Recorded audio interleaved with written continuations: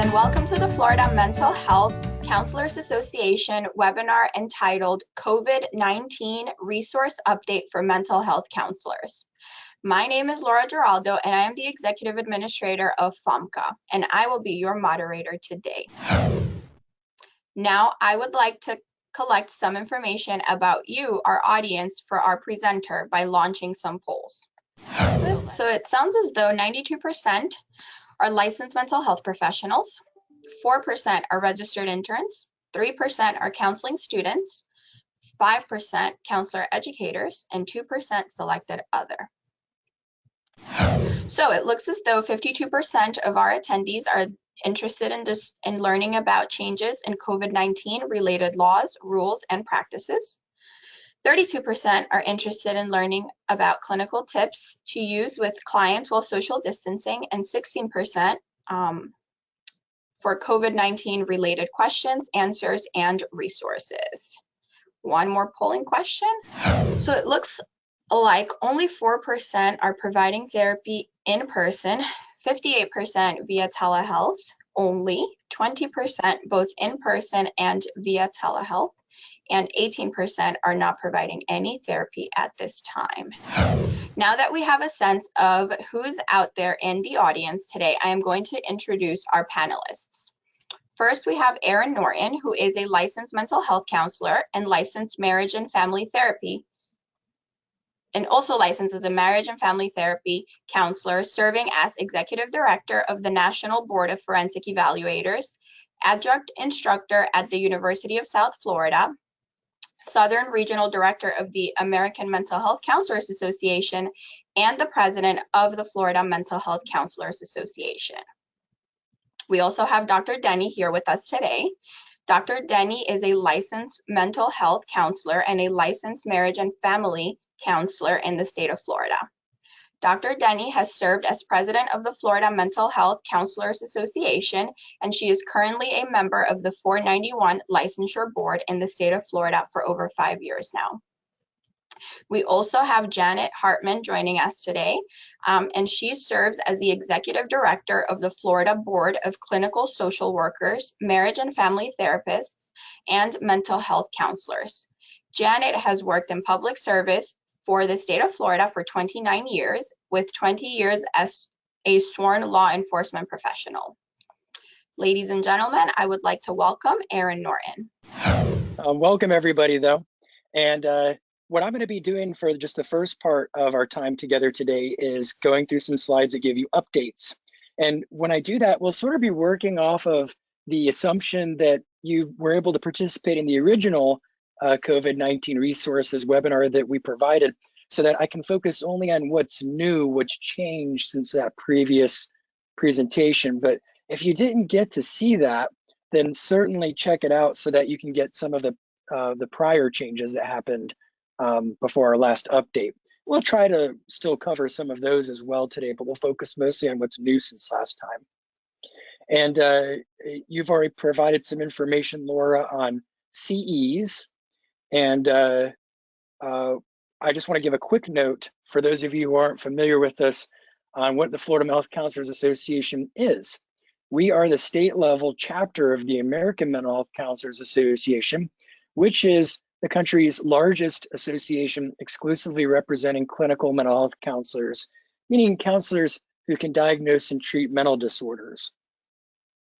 And certainly to learn more information about us, you can visit FMHCA.org, and you'll see at various points here why membership is so important in the association, especially in terms of staying updated and continuing to be equipped with the tools and resources that you need to practice the profession that you're so passionate about.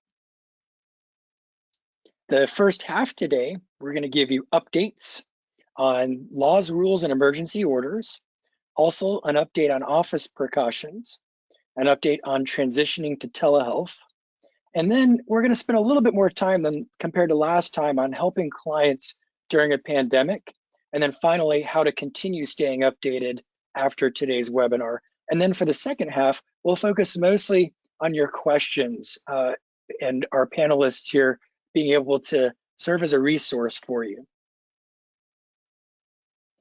First thing is that, as many of you know from last time, the 491 board issued an amended emergency rule on March 19th that allowed qualified supervisors to provide all of their supervision hours through webcam instead of the prior rule where 50% of individual supervision sessions could be conducted through webcam, or up to 50%, to better enable us to practice social distancing, obviously. And also, they allowed for registered interns to count telehealth hours towards their 1,500 hours of psychotherapy, provided that certain conditions were met. And one of those conditions was that the therapeutic relationship between the client and the intern had to have started prior to March 19th. And that, of course, raised some concern among members, and we were getting some communication. And one of the concerns was, especially, some community mental health programs that rely very heavily on registered interns to serve their clients. If those interns couldn't accept any new clients through telehealth, then that would probably result in large populations of clients, especially in the community mental health sector, not being able to access new therapy services during a very difficult time. But there was an amended version of that emergency rule that I believe was passed on April 3rd, and that removed that restriction to existing clients, so that would enable registered interns to be able to see some new clients through telehealth, again, provided that certain other conditions were met. Obviously, interns have to be supervised by an appropriate qualified supervisor. There needs to be a good telehealth plan and protocol in place. And as always, every mental health counselor, licensed or registered intern, has to be competent in the services they're providing, of course, including telehealth services, because as many of you know very well now, telehealth isn't quite the same as doing services in person. It raises unique considerations. But what about registered interns who work in private practice settings? Some of you know, of course, that there's a Florida statute that says that private or registered interns who are working in private practice settings must have a licensed mental health professional on the premises when providing clinical services with clients.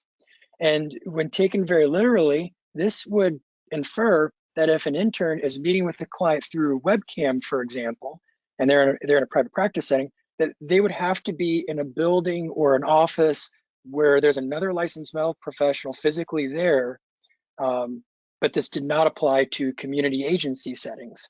And this raised a great deal of concerns as well, because many private practices were closing their in-office services and shifting to telehealth only, which would mean that a registered intern and another licensed professional would still have to occupy the same space in order for those hours to count, and that could be quite problematic. Well, the thing about this, I want to say that the 491 board has been very responsive, and I have to really congratulate them on their wonderful communication. They've been very accessible to us. They've been very helpful. I couldn't ask for better responses than what the 491 board has done throughout this pandemic. But the 491 board isn't all powerful at the same time. There are certain things that they simply cannot do. And one of those is they can't defy Florida statutes. So for example, Florida statutes say you have to have a treatment record for your clients. That's what the statute says. But that statute also gives power to the 491 board to be able to provide further guidance on what that record must contain. Well, the 491 board couldn't in theory say, hey, guess what? We're going to pass a rule that says no longer do you need any treatment records for your clients, because that would be in violation of a Florida statute. So in this case, it's a Florida statute that says that you must have a licensed mental health professional on the premises if you're a registered intern in a private practice setting and you're providing clinical services. And my understanding is the 491 board would not have the power to undo that statute. That's a legislative issue. So what we did was we sent a letter to the Attorney General asking for some clarification on the issue, and asking essentially, is there a way to do something like simply not enforce that statute temporarily, or some other alternative? Could they assist with this matter? And unfortunately, the response was that this is a legislative issue, and they recommended we either talk to the Surgeon General of the Department of Health, which had already been done, or we reach out to legislators. I did some consulting with our lobbyist, and unfortunately, there's not a legislative session right now. If there were an emergency legislative session called to order, it's doubtful that this would be very high on their priority list, unfortunately. But that doesn't mean that we're going to stop trying. And then the other issue is, and this is where Janet and Denny, Dr. Denny, you might be able to be helpful. I believe that the emergency rule that the 491 board passed, it expires very soon. I want to say April 1st, maybe. Would you be able to clarify that for me?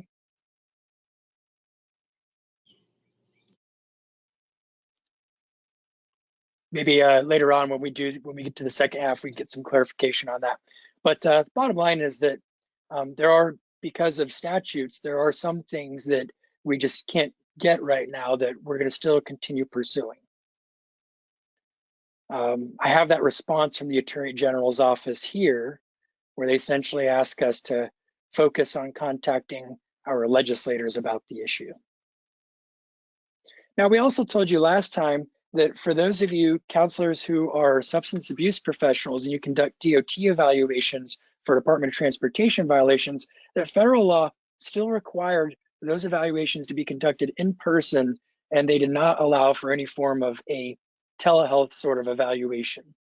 That has since changed since the last time we presented with you. They have released some new standards here that do permit during this pandemic the option of doing evaluations through internet, provided that certain protocols and standards are in place. And you will be able to access a PDF of all of these slides. And anytime you see a green underlined area like this, that's a hyperlink. So you can always click and go to the original source to read additional information for yourself. As far as office precautions go, last time we walked through office precautions with you because as of this point right now, roughly 1 out of every 4 of you are still providing some services in person. Most of you are probably private practitioners, and counselors who are working in community settings, there's a larger number of them, I believe, who are still providing in-person services.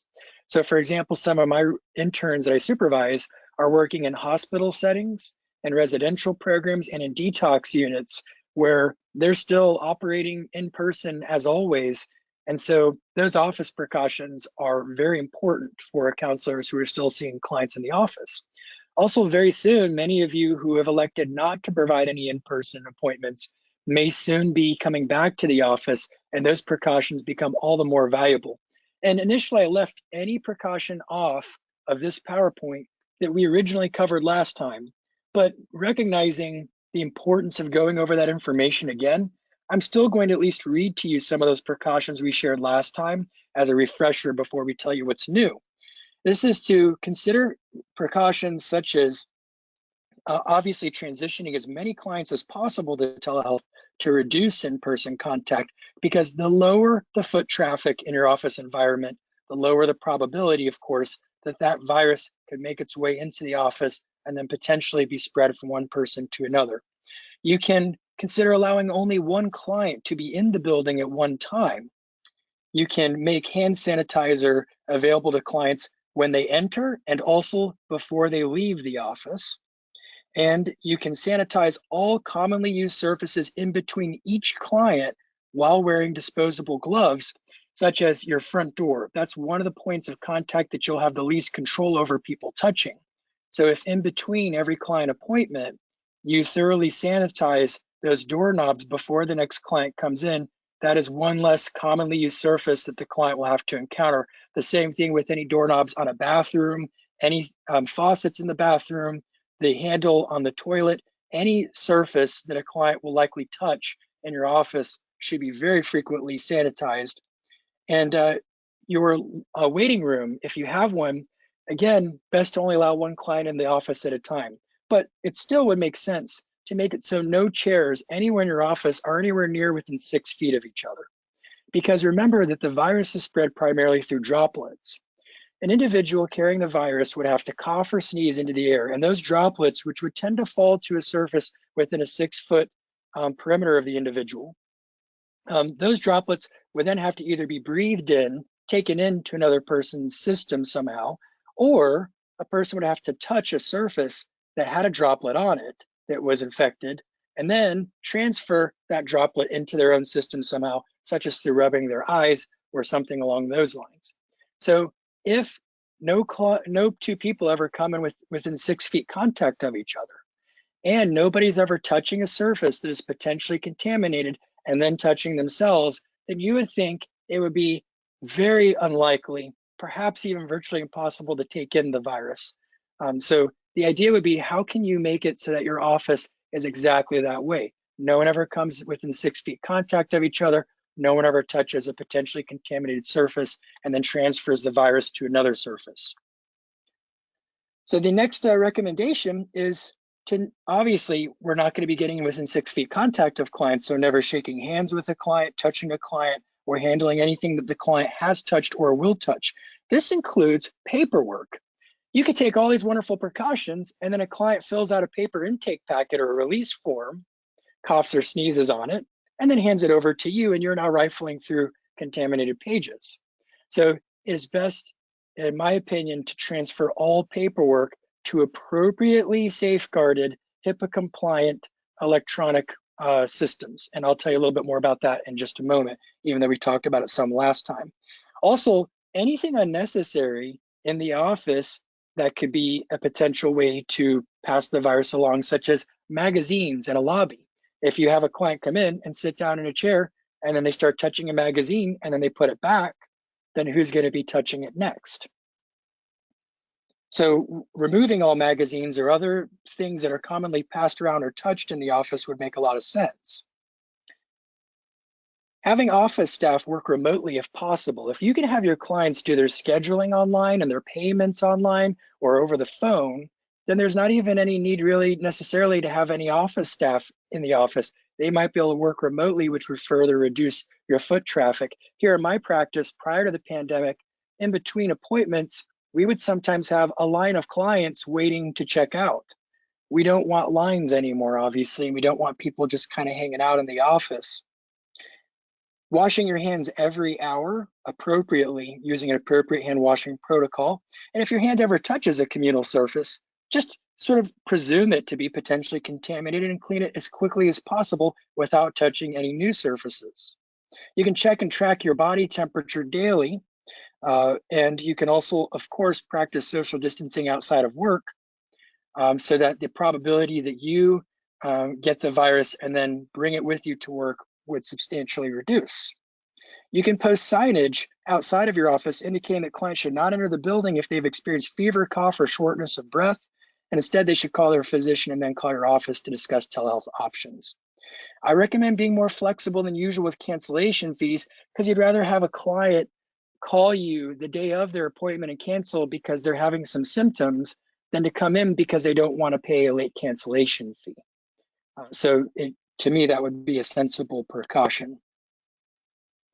So the one new thing that we can add is that there's now been some research that's been being published on ultraviolet disinfection lamps. Specifically, there are 3 different types of UV lights, UVA, B, and C. Ultraviolet C light in the 260 to 285 range has a 99.9% disinfection success with COVID-19 in as little as 30 seconds. This is according to research recently published by the University of California and then reported on fairly widely. Now, there had been some other research being conducted before this new research on other types of viruses that were very promising, but this is the first study that I'm aware of that's now been published that looks specifically at COVID-19. We're fortunate here in that we do have UVC lights that we use to disinfect rooms, but also remember there are certain safety precautions for UVC lights. You can never look directly at a UVC light because that could cause damage to your eyes. You can't have plants or animals in the room when the UVC light's going off. You have to have appropriate signage so no one enters that room. You have to have the room locked while the light's going. There are all kinds of precautions to consider. So if you were going to use a resource like this, you'd have to make sure that you're doing it safely. Now, as you saw from the polling earlier, it looked like about 25% of you are either doing in-person only, which was very few of you, or a combination of in-person and telehealth appointments. And then the other 75% were either not seeing a client at all, or they were doing telehealth only. And that's pretty consistent with the polling pattern that we've seen in other webinars that we've been doing with various groups of counselors, both on a state, local, and national level. We might see the numbers of in-person services start to change soon as we look at possibilities like the emergency rule that the governor has issued, the safer work protocols starting to be lifted. And my concern is as we start to go back to work, not having a second increase, a second outbreak, so to speak, an increase in transmission because we're letting our guard down too much. Just because we get an order that says we can now go back to work doesn't mean that we should, A, or that B, if we do, that we shouldn't take this virus very seriously and have appropriate office precautions in place to keep that curve flattened. Now, as you know, though, as we discussed last time, we are regarded as essential workers, so we were never banned per se from going to our offices and continuing to work, but that, as you can see from the polling, most of us elected not to be safer. For insurance, this is obviously a big issue. We talked last time about how when you bill for insurance for telehealth appointments, it's important to use a location code 02 for telehealth versus 11 for an in-office appointment. If you use 11 when it's really 02, technically that's insurance fraud, and that's a big deal. So you have to have the appropriate location code, and then number 2, you would use the same CPT codes as usual, but you had added modifiers, and you have 2 modifier options, modifier GT or modifier 95. Now, man, we have gone back and forth so many times on what the difference is between these two. Really, they both denote audio and visual contact. So when you bill for telehealth and you use either of those 2 specifiers, you're saying, I can see my client and I can hear my client. Most insurance companies do not reimburse for telephonic only, audio only appointments. They want visual as well. So you're running a risk, and I don't even know how to bill for telephonic appointments because I did a lot of research on that, including CPT manuals, and what I kept reading is the only telephonic services for which there's CPT codes are mostly case management related, not psychotherapy. So I know some EAPs allow for telephone sessions, but for insurance companies, you can't bill using 95 or GT when you can't see the client. So I would not recommend trying to do telephonic appointments right now, but doing webcam appointments instead. Now, one of the questions that was asked among our registrants for today's event was, well, if it's a client with a visual impairment, for example, a client who's blind, then can you bill for telephonic only? And again, ultimately, the only way to know for sure what a client's insurance policy will pay for is to confirm that with the insurance company for that individual policy. But I don't think you'd be likely to get paid for it. And I think instead, whether the client can see you or not, are you using video? So, and do you have audio? So can you see them? Can you hear them? I think that's probably more the question. And you can see a client with a visual impairment on a webcam, obviously. So that would be my initial thought to that question. But if somebody knows more about that or has had an experience with it, we'd love to have you enter that experience into the chat box so that we can get to it when we get to questions later on and make that a part of the discussion. So it seems, generally speaking, that GT modifiers are preferred by United and TRICARE and the communications that we've received from both. And again, here are the hyperlinks. You can go to the resource itself to verify what you're being told. But 95 is preferred by Aetna. And generally, according to therapy notes, the American Academy of Pediatricians, and Simple Practice, most private insurance companies prefer 95. These are the only 2 I've seen that prefer GT. And actually, this is not private, this is government. So that's something to consider. Question always comes up, what if my client crosses state lines? We talked about this last time. Counselors have to be knowledgeable of laws and rules, not only in the state that they are in and that they are licensed in, but also the state that the client physically is in at this time. We've heard all kinds of myths, even some myths that have been shared on webinars, like, oh, well, all that matters is where the client lives. What address is on their driver's license? They could live in Texas, but if their driver's license says that they're a Florida resident, then it's fine. You just go by Florida laws. None of that's true. Because the question is, in that jurisdiction that the client's in, let's say they're in Georgia right now, you are practicing across state lines. The state that has jurisdiction over that physical space that the client occupies gets to decide what's legal there and what's not legal there. So you have to follow rules and laws in both states. This makes things quite complicated. If you have a client who they're traveling and they went to Georgia or they went to Tennessee or they're off at college somewhere else, you have to know whether you're allowed to practice across state lines into that state. Some laws in some states ban you from doing that, when they could actually go after you if you provided telehealth to anybody physically in their state and it were discovered or a complaint were raised. So you have to know about both. And this is also in our code of ethics. And we shared with you last time this free telemental health app to look up the telehealth state laws state by state. But we're going to add 2 additional resources today. The Federation of State Medical Boards has a comprehensive website that gets updated every week. And this website tells you every state that has passed an exception because of the COVID-19 pandemic.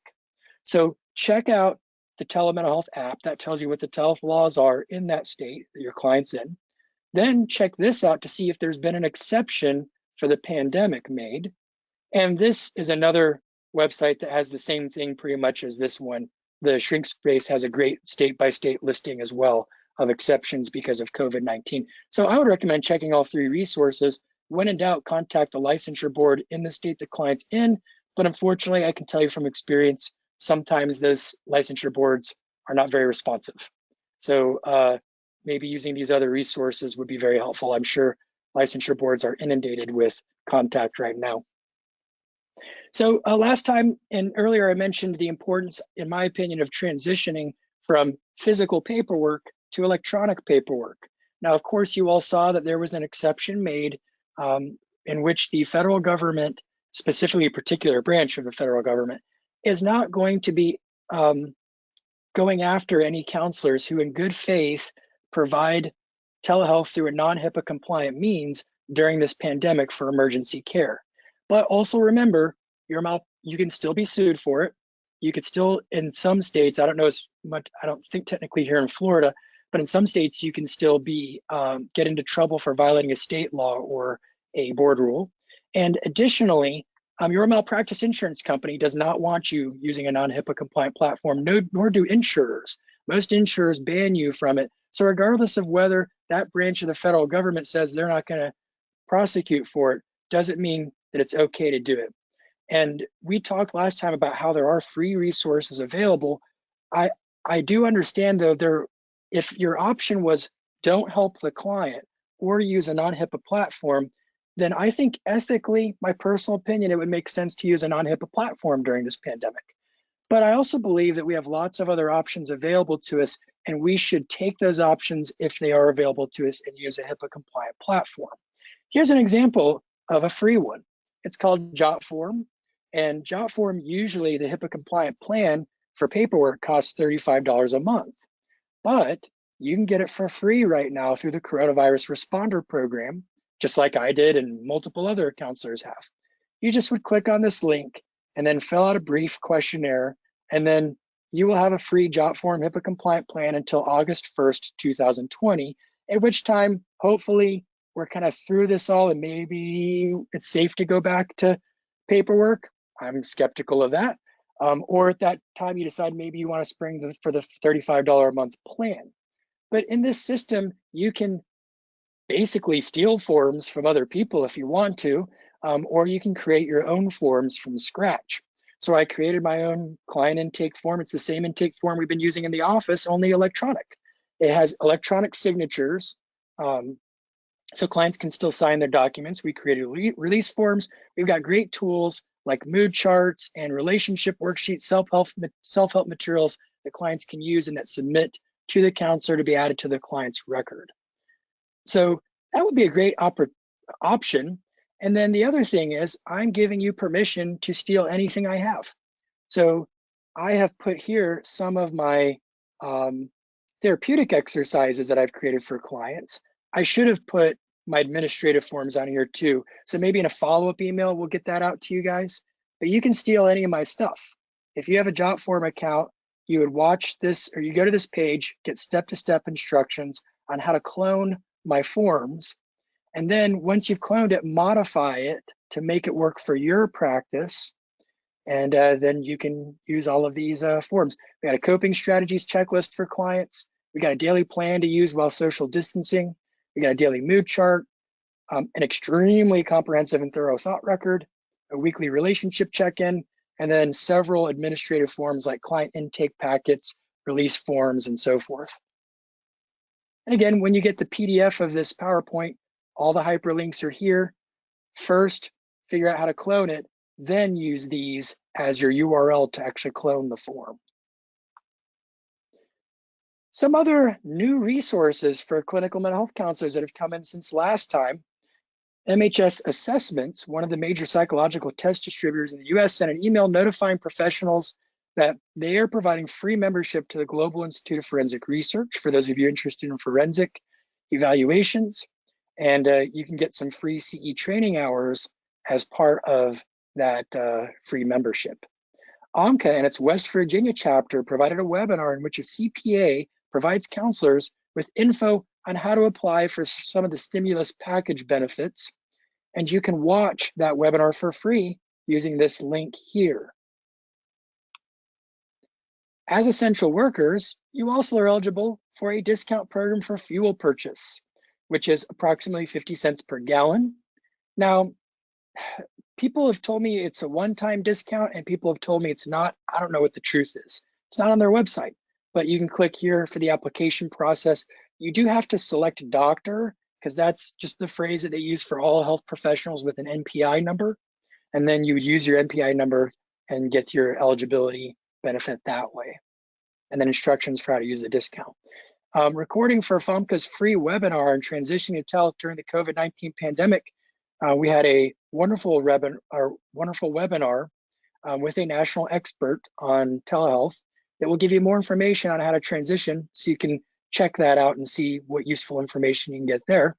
And then many of you have asked about consent forms. Well, Barbara Melton, the past president of AMCA's South Carolina chapter, created a great sample telemental health consent form and distributed it in the AMCA's open forum. You can also clone mine from my Jotform account if you would like. Of course, the bottom line is anytime that you steal a form from somebody else, even with their permission, that doesn't mean that that form is right or that it satisfies all the requirements of ethical and all of the ethical and legal requirements. So you have to review the form, modify it as necessary, or maybe even have your attorney take a look at the form to make sure you're covering all of your bases. That is important.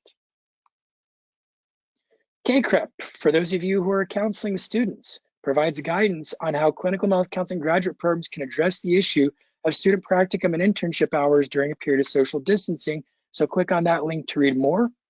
And the International Association for Counseling recently sent an updated email of various resources for counselors, including a counselor support group. And it is an international counselor support group conducted in the English language. Psychotherapy.net published 3 complimentary videos for mental health professionals, helping clients manage their anxiety, helping transition to online therapy during the pandemic, and helping parents during the pandemic. And for me personally, since I am very excited about Stoicism, the philosophy that informs cognitive behavioral therapy, for those of you who are big fans of CBT, I've collected various articles from the Daily Stoic, inspirational messages connected to getting through this difficult time during the pandemic. And you can click here to read some of those inspirational messages that I find very grounding personally. Now, helping your clients during this difficult time. Remember last time we shared with you the International OCD Foundation has a great website on helping clients with OCD during this difficult time, because guess what? What is now rational has changed based on what is contextual, based on the current circumstances, hand washing will look very different than it would have looked prior to this pandemic. And that makes it fuzzy for some clients on what is considered healthy and safe versus what is an irrational manifestation of OCD or a potentially problematic or damaging one. And so you'll find some guidance on that issue here. And ultimately, you'd have to look for, when you examine the protocols and precautions recommended by authoritative healthcare resources, as what the client's doing, does it make sense given how the virus is transmitted, given appropriate precaution recommendations, or does it not? Social distancing doesn't have to mean social isolation, and no gyms doesn't have to mean no exercise. So the question now is, how do you help your clients be social while social distancing? How do you help them be physical and active without gyms? And quarantine for some people can mean personal renaissance, a time to reconnect to important things and to get healthy routines back in their life. Telehealth, better than no health. And some jobs are receding while others are expanding. So your clients who have lost jobs, helping to connect them to the jobs that are a potential resource for them right now, could become something that some counselors do as part of their practice. And then a daily plan or a list for clients who are bored, who are getting, I've heard the phrase stir crazy multiple times over the past couple weeks. This plan consists of every day identifying something relaxing they will do, something or some things that are productive, something social, something entertaining, and something meaningful each day while still appropriately social distancing. Now, along those lines, I've collected some additional resources. You can click on these and read them later, where you help your clients get outside the box a little bit. Clients can visit museums through virtual tours, even though they can't go to museums in person right now. They can use virtual reality technology, for those that have access to it anyway, to actually do very social things while social distancing, like going to movie theaters together virtually, or playing games together virtually, or attending concerts and comedy shows together as avatars. Now, of course, you have to be careful for your clients who have some addictive tendencies and for whom virtual reality applications could be another addictive behavior in their lives that will be hard to manage. So you have to use good clinical judgment when you explore options with your clients. Here's a great article just on different ways that the pandemic may very well end, and 12 board games your clients can play with friends from afar, so they can play them digitally in some way with their friends. How you can help children to exercise or play physically but safely even while inside. 20 free minimal supply activities for telemental health with children. 100 plus fun things to do at home right now. The free Senvello app, which is a great and comprehensive self-help and wellness app.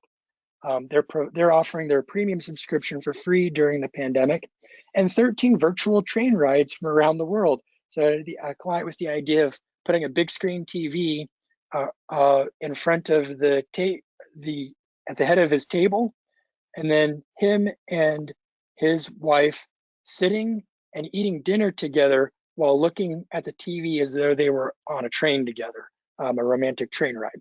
So just creative ideas that clients can come up with. And this is just a sampling of ideas and some resources that might help you to brainstorm with your clients. If your clients are disappointed that they can't go to the library, I've had a few clients who the library is like their fortress of solitude that they love, but they can't go right now. But the Internet Archive launched a national emergency library with more than 1.4 million books available, including copyrighted titles, to readers across the world.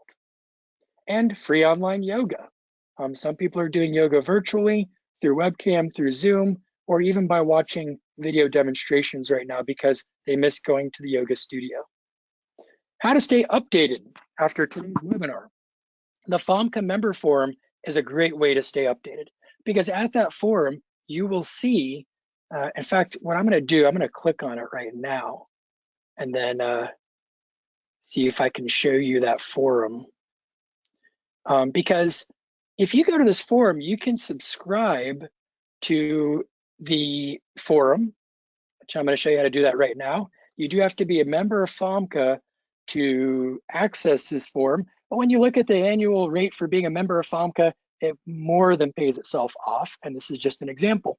When you go to the forum, you can see I'm subscribed, and that's why there's a check mark here. Because I'm subscribed, every 24 hours at the most, I will get one email.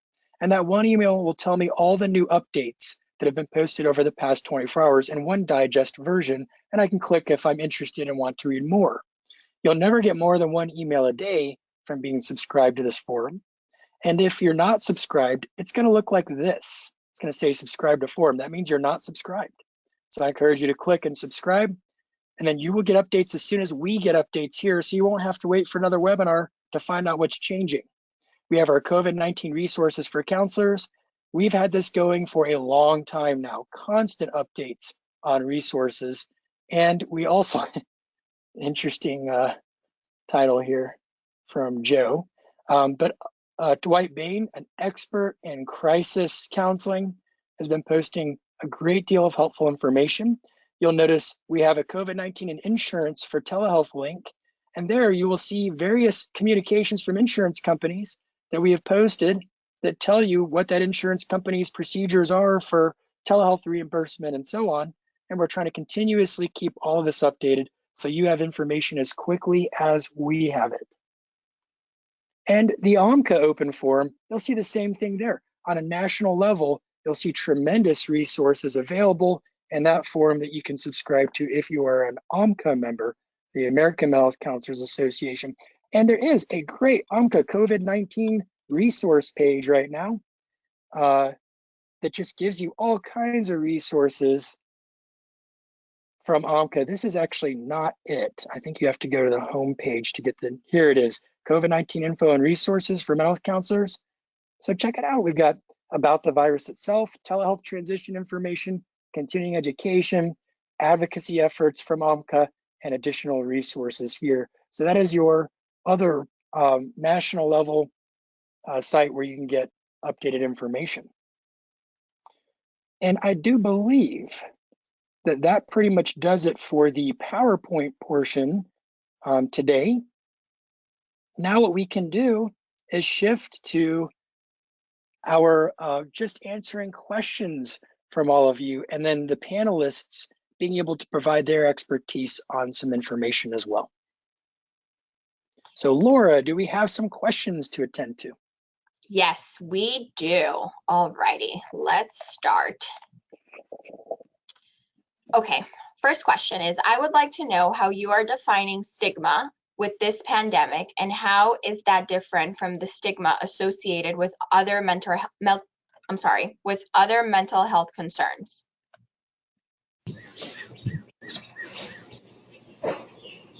That's a great question. I guess I'll take it if nobody else wants to take it for right now. Yeah, this, I guess, depending on the angle, we can go a few different directions with this. One thing I noticed early on in this pandemic, a few things. The day that restaurants closed in my county, I went and got Chinese food from a Chinese restaurant, carry out. And she told me that they're closing. And I've noticed most of the Chinese restaurants closed immediately in my county. And she said that what's happening is they're getting a tremendous amount of hate calls and people even coming into the restaurants saying, you people brought this plague here, kind of messages. And that was very difficult to hear. That's a form of stigma, obviously, and a tremendous form of prejudice and racism, possibly xenophobia, however you want to take a look at it. But in addition to that, I also noticed that early on, if somebody coughed, for example, even an isolated clearing of the throat, or they sneezed, that other people would sort of get angry with them sometimes, certainly very anxious around them. And, you know, emotions run high. It's sort of like, you know, when there's a hurricane coming, sometimes we see, unfortunately, fights in retail stores as people try to get supplies. And I think that there's, anytime that emotions run high, we're going to see that a human tendency to scapegoat, to find an enemy, somebody that we can pin the blame on for this thing. We do that politically. Unfortunately, we do that with other groups as well. We do that with people who we suspect of carrying the virus sometimes. and people who we think are maybe taking a resource that we want, and this becomes quite a concern. So then there are the people who actually, they are having symptoms and are either confirmed or suspected COVID-19 cases. And because people are going to want to stay away from them, that will have a psychological effect on them, obviously. But I think what's helpful is for the individual to consider it no different than if they had the flu or another disorder. It's a temporary period of time when they're contagious, and people will be viewing them differently during that time. And I don't know if that's really the angle that you're going at with the stigma attached to COVID-19, but there's some things to consider, I suppose. Does anybody else have a response for that question? No, I think what we're dealing with is people's emotions are overriding common sense and courtesy sometimes. Okay, so we'll move on to the next question. I am an intern providing teletherapy services from home. Is it okay if the supervisor is available via phone, or does the supervisor actually have to be in the same building? So again, from what we said earlier, my understanding is that right now the qualified supervisor has to be accessible for you, but not necessarily in the building. However, if you are a registered intern in a private practice setting, there is a statute that says a licensed mental health professional, not necessarily your qualified supervisor, must be on the premises while you're providing clinical services. And we have not been able to get any form of an exception articulated from an authoritative resource yet for that statute. And I would agree with that. That is kind of the position that we're in at this point. The board has taken every action they possibly can to help support continuation of counseling services by interns. And we are hopeful, we continue to be hopeful that there'll be a change as it relates to the existence of that law or some type of a waiver. At this point, we don't have anything other to add on that. I think Aaron did mention earlier, though, that one of the discussions the board had is one thing that is within their jurisdiction is consideration of mitigation factors as it relates to issues, and that it certainly would be much more egregious to know that you had someone in a crisis situation and failed to assist them versus providing some crisis intervention and on a minimal level and then redirecting as needed.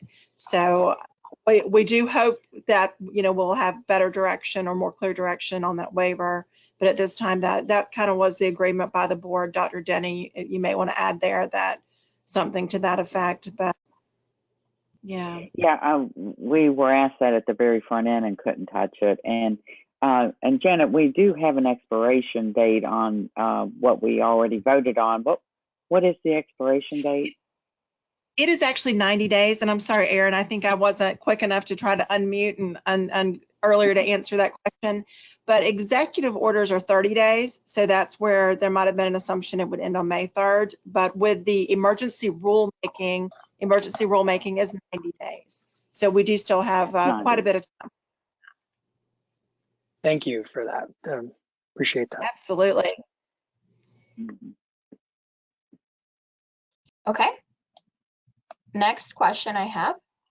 Some of my supervisees working in clinic settings are not allowed to do home visits anymore, and many clients do not have stable access to computer with video, or there are concerns about privacy if they are on a computer. Therefore, the only option for providing continuing care is by phone. Is there any provision in the emergency rule to accommodate these vulnerable patients or clients?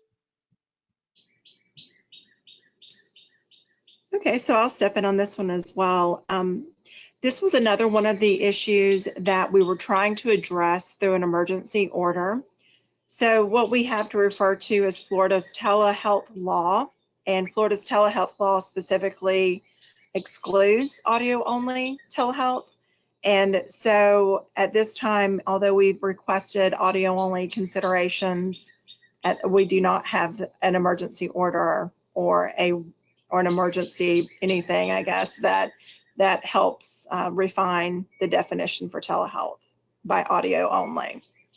I will say I can see why this is a little bit confusing, because at the federal level, as well as with the Agency for Healthcare Administration, as it relates to Medicaid practices, they are allowing for billing related to audio only services. That was as of last Thursday. And so there is a little bit of discrepancy, when you're looking for answers as it relates to this. Billing is allowed, but unfortunately I'm unable to provide clear direction on the way the telehealth law allows for practitioners. So I wish there was a more clear answer.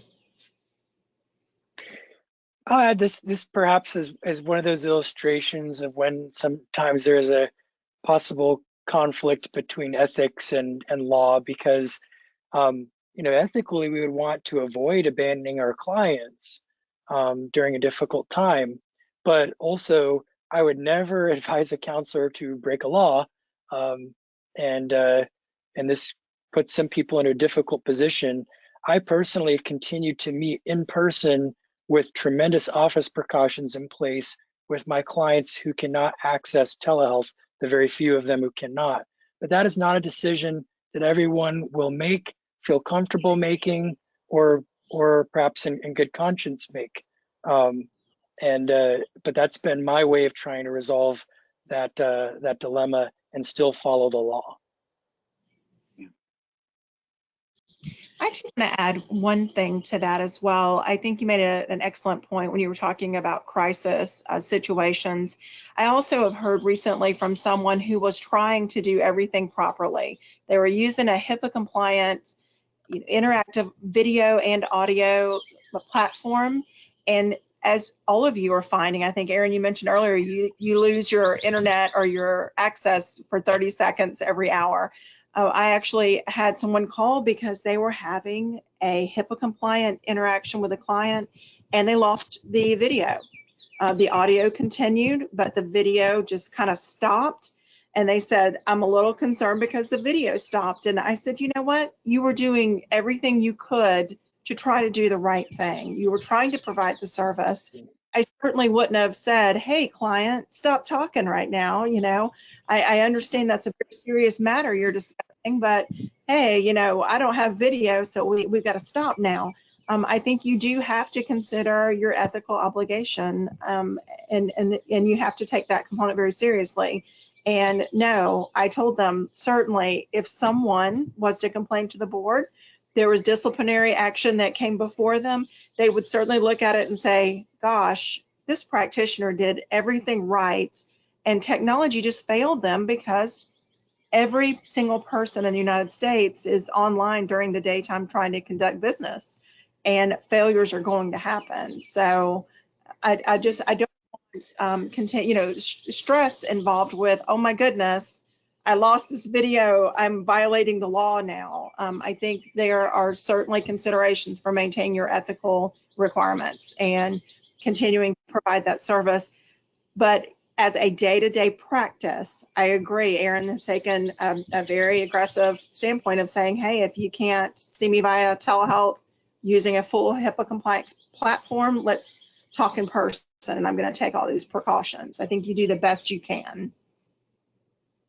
And I can tell you from personal experience, VC fails one day, and then the next day I'm on Doxy, and the next day I'm back on VC, and it's a shot in the dark some days. And I've actually went to FaceTime a couple times in the middle of a session because they both went out on me.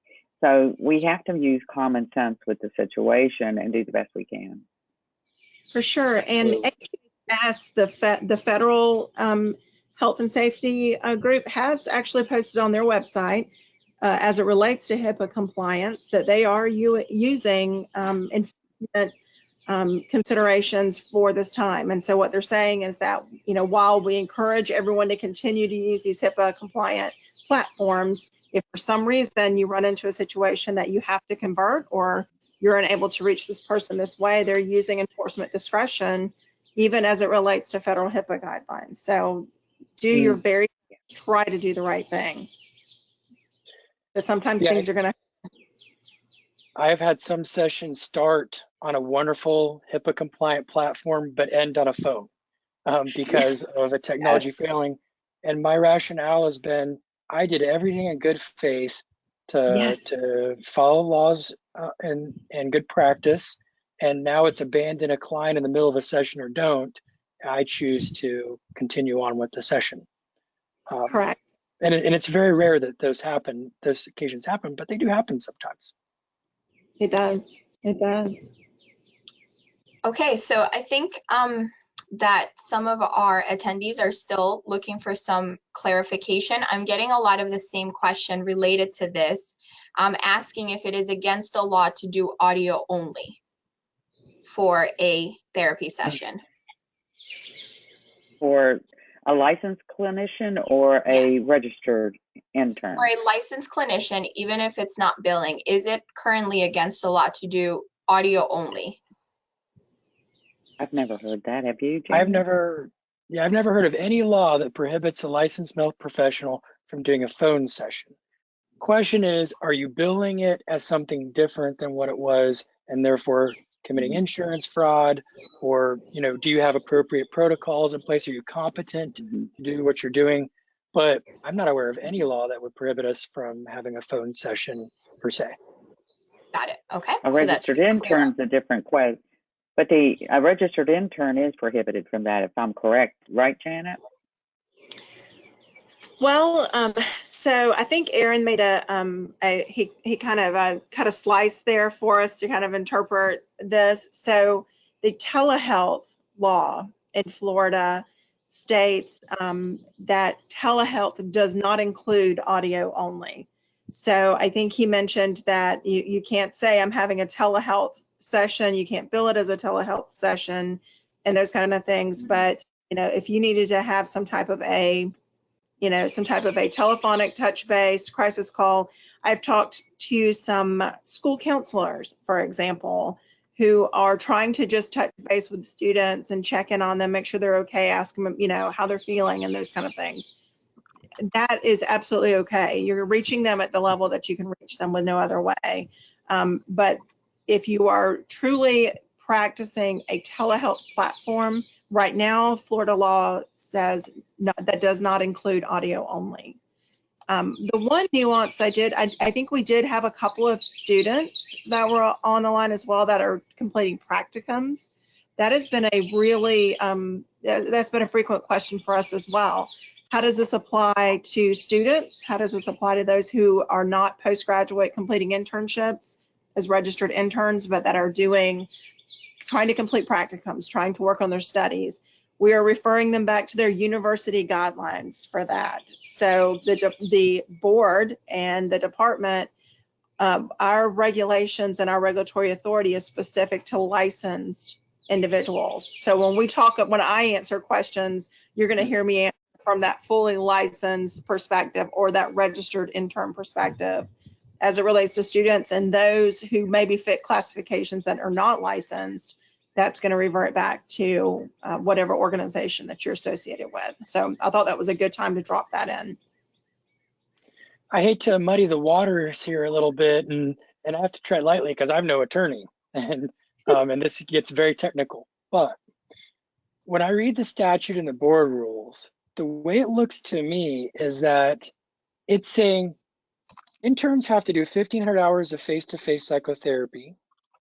And then the board rule is saying, and here's what that consists of. And it doesn't include telephone appointments. Technically, it doesn't say interns can't do telephone appointments if they're not counting it towards their 1,500 hours of psychotherapy, though. And there are interns, for example, who work for community agencies where they're trained crisis phone call responders, for example, and things like that. And I don't know that technically the statutes say that a registered intern could never do a session through phone. Question is, can they count it towards their 1,500 hours of face-to-face psychotherapy? And the answer seems to be no to that.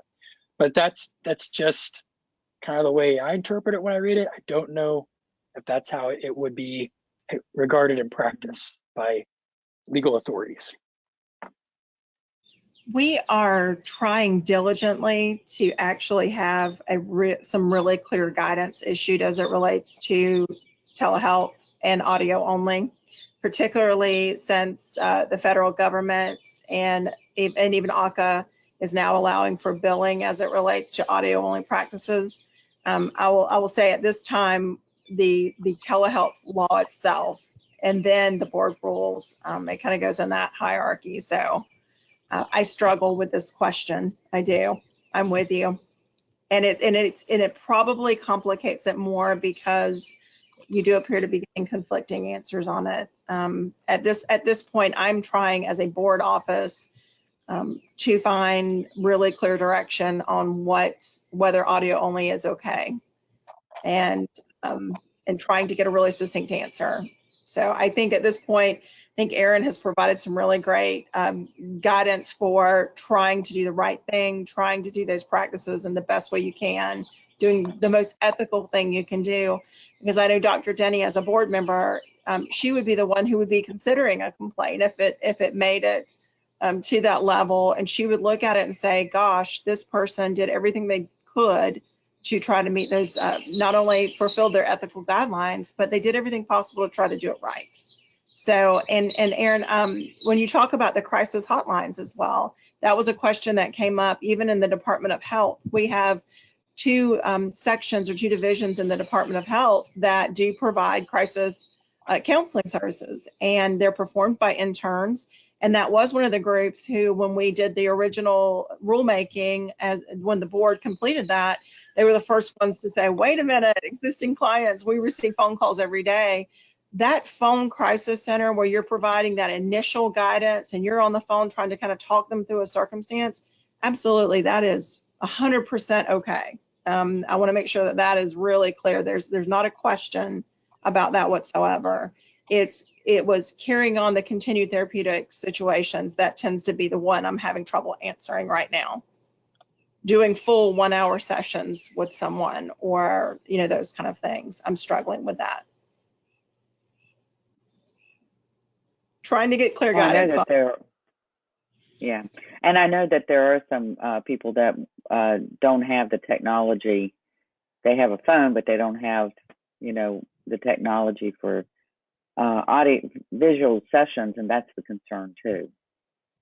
And I'll tell you, Agency for Healthcare Administration, when they put out on Thursday their most recent guidance that allowed for audio only, one of the things they did include was that you were required to go through kind of a series of questions. Is this the only way I can meet with you? Do you have the option for completing this through any other means?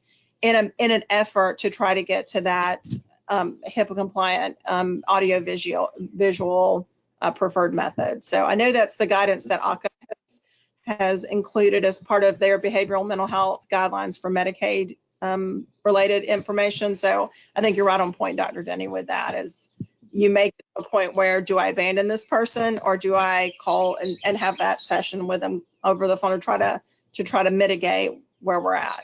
So I think as a practice, it's probably not the preferred method. And I'm not 100% sure it would be a fully legal method to continue to run an entire practice telephone only. Yeah. Yeah. So struggling with that one right now. Okay. We're still getting a lot of questions related to the same topic. So I feel that we've already answered, Another question related to the same topic: how would a licensed professional build for an audio only session? Any feedback on that? I have none on that one. So I think the question is, how do they bill for it, right? Yes, and, how to bill for audio only session. Yeah, when I researched this, what I discovered is there's not a such thing as a CPT code for telephonic psychotherapy. That there are CPT codes for telephonic case management calls and things like that, but not for telephonic psychotherapy. So I don't know of a way to bill for it through insurance.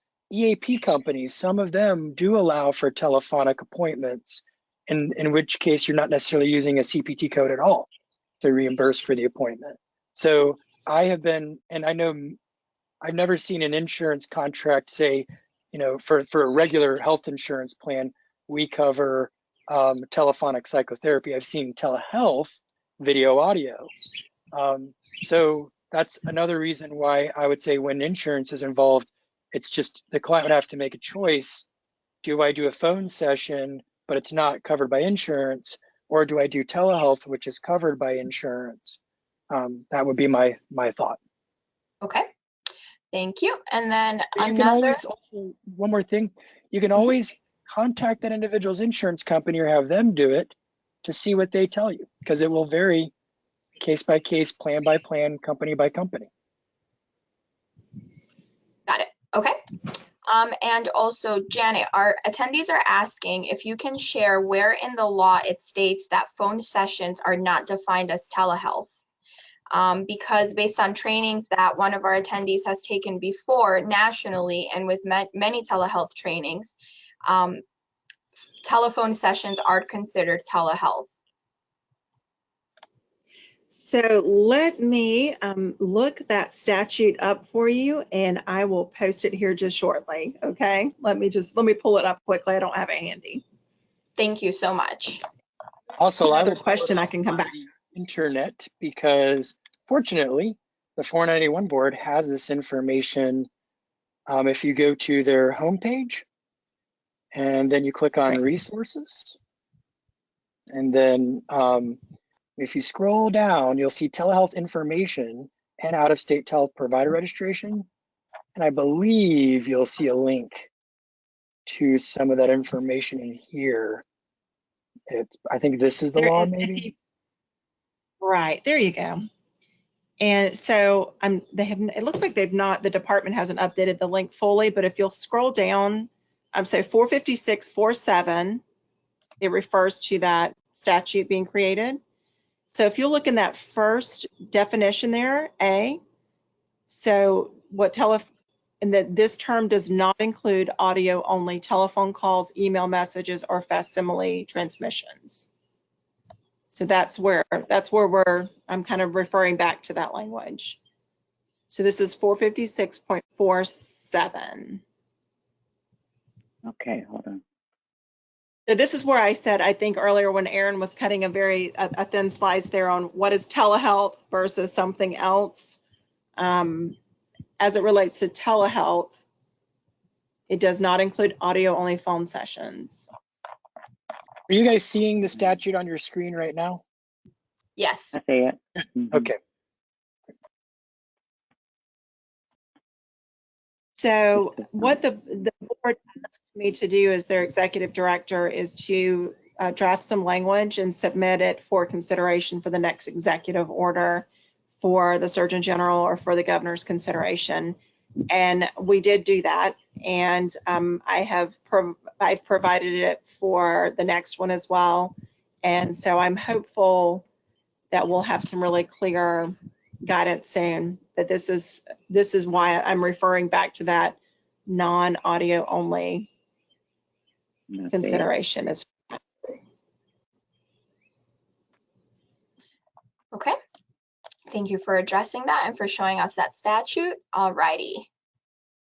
And thank you for showing the website, Aaron. I'm going to add something while we're there. If you can you back up for just 1 second on the website while he has it up, if you don't mind?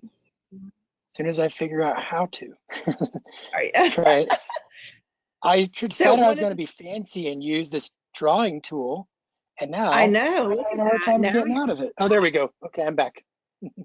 So if you can go all the way back to the main page for 491 there. Oh, yes. Very first thing you're going to see whenever that page opens up now is a slider. You'll go home, and it says Mental Health by Telehealth. If you can click in the middle of that slider.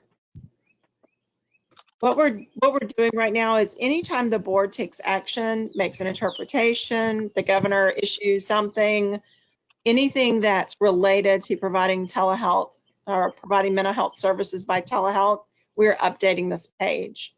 So you're always welcome to reach out and contact me directly and ask questions, but I would also encourage you to check this page. It is maintained real time. So if something happens, we submit an IT ticket. When I say real time, I mean it takes a couple hours for IT to officially approve the ticket, but it's going in the same day. So we're keeping it very current. So this is going to be the most current guidance you have out there. Also on this page, you're going to see Telehealth Guidelines, and that is just simply a tool that the board compiled on some recommendations for providing telehealth services, and just some things to keep in mind as you're providing those services. So that was the one thing. This seemed like a perfect time to talk about our website.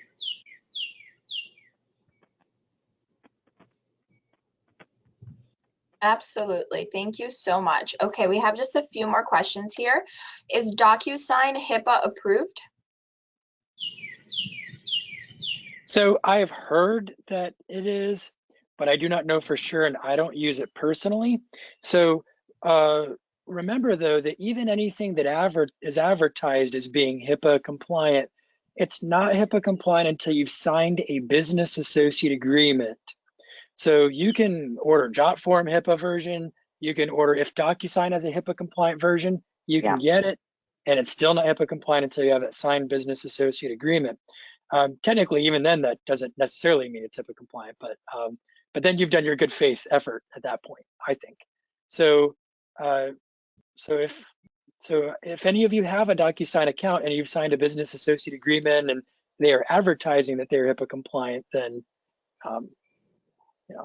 I think that would kind of answer the question. Okay. Alrighty, moving on here. For low-income families, any resources for free iPads or electronic devices? None that I have heard of, other than I can tell you I have 13-year-old twin girls, yay, and we're doing homeschool right now. I know that those resources have been made available for any of the students. As far as other resources, I think that's going to be county by county. I would encourage everyone, though, if you have questions about that you might check with your local county health department. They tend to have a really good resource guideline to be able to find some of that information. Other panelists, I don't know if you're aware of any. I don't. Other options? Yeah, so unfortunately, I don't know anything about that, no. Yeah, we've been really, anytime we have I know it sounds funny, but even when we're answering, we spend a full 8-hour shift on average, taking turns working the COVID-19 response center. Had an opportunity to do that here recently. And one of the things that we do, anytime we have a question that may be a community-based resource, we refer them to our local county health department because they are more in tune with what's available locally. But I'm not aware of a national or even a state resource for that, but those health departments are doing a great job of reaching those communities. I can tell you, my county, they provide devices for students. So yes, students that did not already have a device capable of internet connectivity because they need it for their schooling now, they have provided that equipment. So could that same equipment be used for telehealth? Raises a very good question. I would think so. I think that would be an in, because from what I understand, schools were required to make sure the students had access to equipment while they were doing education from home. That might be the way into that technology. Right. By the way, Docusign, they do have a HIPAA compliant version, it looks like. You just have to make sure the version you get is HIPAA compliant and that you have your signed business associate agreement. Okay, thank you, Erin. Alrighty. Next question here. I am a mental health counselor for a Broward County school where many students are staying up all night and sleeping all day. Do you have any resources or advice specifically geared to adolescents and COVID-19? Some are sneaking out at night so they can meet with friends, and some are just not motivated at all. To me, that sounds like the stuff I'm always working with teenagers on. Whether there's I was going to say, I'm listening. I think you heard me say I have 13-year-old twins, so I'm listening, Erin. Yeah, I would do the same stuff I've always done with them. I work with teenagers to help them decide what their goals are.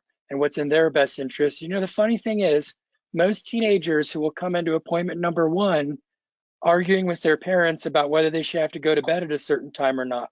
When I get them into their individual work and we build rapport, they usually decide themselves that it is in their best interest to do it. So I would say use your motivational interviewing skills to help them uncover what their goals are. Most kids want to, for example, perform well in school, even if they're not doing it. Most kids want to recognize that it is detrimental at some point to stay up past a certain time on a regular basis. And a little psychoeducation, some motivational interviewing. Go ahead. I was going to say, actually, I had a teenager tell me that a couple of days ago in a session. She goes, I'm so tired. And I said, and we explored it, did the motivational interviewing actually. And she goes, you know, I really need to go to bed by 10. And they do, they come up with their own answers. It's just nudging. Sorry for interrupting you. Oh, no, that's perfectly fine. Okay. So along the same lines, any resources for supporting children with behavior problems in the home for the parents, and things like anger management tools, anything that you can recommend? So it's the same stuff we always do with them. It's no different now that they're, I understand that it may seem different. It's like them being home for summer. And then the behavioral problems increase sometimes. So it's all the business as usual therapeutic techniques. Again, when I'm working with teenagers, I'm trying to help them figure out, is this their goal? Do they enjoy arguing with their parents? Would they like it to be different or not? If they like it to be different, is what they're doing helping it to become different, or is it not? And usually when I reason with them and work with them over time with rapport in a non-judgmental way, they come to the conclusion, yes, I'd like to argue less with my parents. I like to have fewer behavioral problems, etc. Once they've decided that's their goal, then it's a matter of the usual therapeutic techniques, the CBT strategies, the self-soothing strategies. What I'm also going to do, I'm going to show you something that might come in handy. Remember I said that you can all steal my forms and stuff on JotForm if you want to. So I had a teenager earlier today who is working on this very stuff. He and his mom have a lot of conflict, and it's the staying up all night, it's the not studying, it's not taking no very well. But he has decided that it is his goal to improve these things, but it's not easy to change even once you decide that you want to work on it. So some of the things that we have been doing, I gave him today the coping strategies checklist. And it is basically, I'll pull this up and show it to you real quick. Try not to be too long with this because we might have other questions to get to. But this is a JotForm tool that I created through that free COVID-19 plan. They put their name in, the date, and it gives them 7 categories of coping strategies. And they go through each category and they check off the things that they're already doing to try and manage those intense emotions or behavioral problems. Here's a communication category. Here is distraction and humor techniques. Here are grounding and reflection techniques, and there's a bunch of them. Right. Here are helping others that techniques. You can steal it. Prevent, plan, or prepare techniques, like the timeout strategy. So for teenagers, I tell them, you're going to get so angry sometimes that you will not be capable of having a healthy communication with your parents or anybody else who's around you. That's not necessarily bad. You cannot flip that switch off like a light switch and suddenly no longer be angry all of a sudden just because you decided you wanted to be.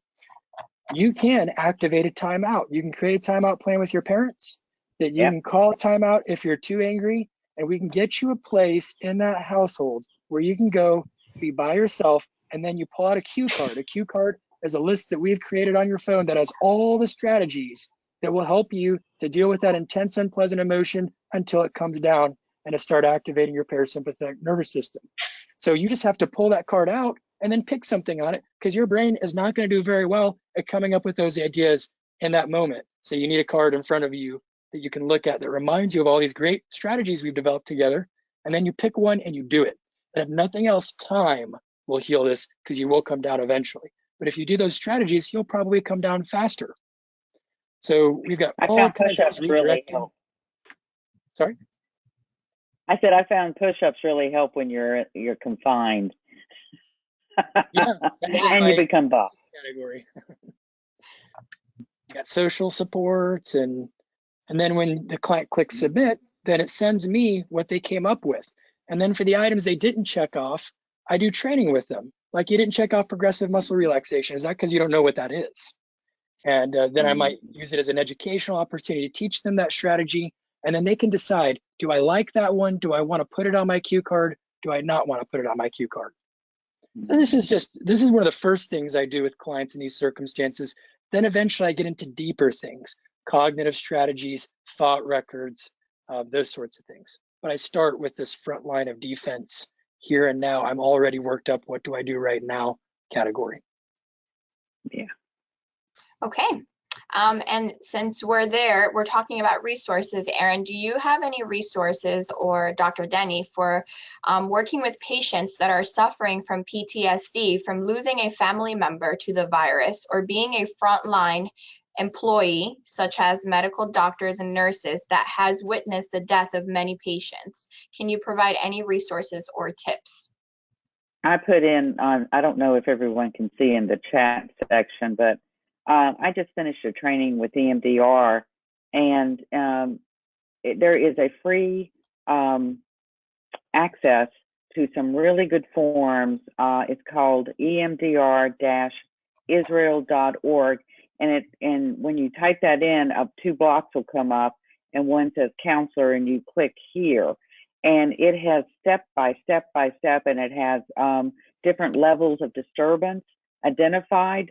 And it literally walks you through how to sit with a client online and teach them to do an EMDR technique. You do not have to be trained in EMDR to use this. It's just a technique used with the use of an EMDR tapping. And I've done it with numerous, I'd say about 5 or 6 people since I've learned it. And it takes them from a 9, 10, and their SUDS level of disturbance down to 2s and 3s. And they also have a client form that you can send to them to use for themselves.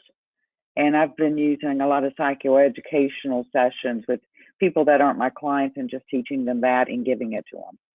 So that's a real good resource, and it's free. And I can everybody see in chat where I have the link? I can't see it personally. What I can do, Dr. Denny, is I can send it out when I send out certificates as well as PowerPoint. Okay. I'll go ahead and include that link on there. I have it, and then that way, you know, everyone who's attended will have a copy of it. Good. And if they follow the steps and use it. Go ahead. We could do a whole webinar on this question. This is a really big question. So also a quick thing. I believe that when it comes to grief, one of the key roles that we have as counselors is to just be on the journey with the client. The client, I think, usually needs to have a sense that someone who genuinely cares is with them, understands on some level what it's like to be in their position, and is on the journey with them. And to that end, maybe things like connecting them to some of the online support groups can also be a helpful adjunct to their counseling. So most support groups have transitioned to things like Zoom platforms and virtual groups, AA, NA, Smart Recovery. Many of my clients with addictions are using those resources. I would hope that hospice and various grief counseling and support group resources have done the same, but I do not know for sure. Something to look into. Yeah, and I'd like to have a final comment before we go, is the psychotherapists that are out there doing numerous sessions online, there is an extra element of energy you're putting into this. And I was just reading an article with the National Geographic, and I read it and I really related to it. I have what they call Zoom fatigue. That's what they called it, is Zoom fatigue. You have to step away from the computer and de-stress and do your self-care. Absolutely, yes. One last question before we go. Any tips that any of our panelists can give to therapists for self-care during these difficult times? you know, walking, just your basic things you can do in your environment.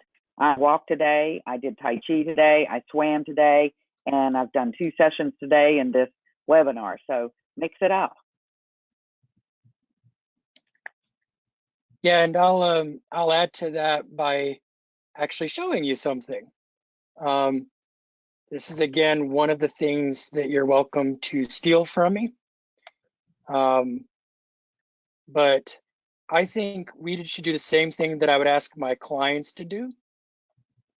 Every day, having a well-rounded day would include maybe having a bit of a plan for how it will be a healthy, well-rounded day. So I encourage them each day to decide, what are they going to do today that is productive? What are they going to do today that's physical, some kind of exercise? What are they going to do today that is social? What are they going to do today that's meaningful? What will they do that's entertaining? And finally, what will they do that is relaxing today? I think we have to do the same thing as counselors. On Easter Sunday, I went for a walk in the park because my park's still open. There were other people there, and we were all far greater than 6 feet away from each other. So we'd come nearby each other, we'd say hi, we would wave, we would smile. There were so many friendly people around. Children had spent all morning just going around the sidewalks and chalking these inspirational, loving messages to people.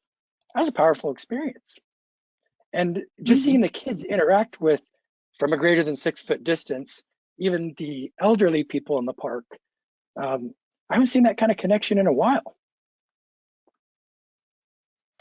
Yeah, I've had fun with chalk art in my driveway. I've been going out and drawing pictures so people have something to look at while they're walking in the neighborhood. And I think I checked about 5 of your blocks today, Aaron. There you This go. is meaningful to me. Yeah, crises and disasters, they bring out the worst in humanity in some ways. And we see that part on the news a lot. But there's an awful lot of good that's going on out there. And I think for balance, we have to spend time focusing on that also. And I've seen some incredible community cohesion.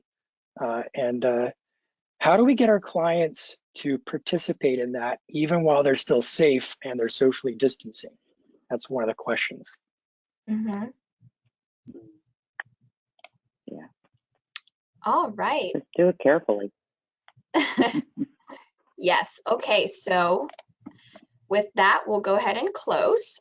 Just a friendly reminder to complete the webinar evaluation form, which will appear on your screen right after I am done talking.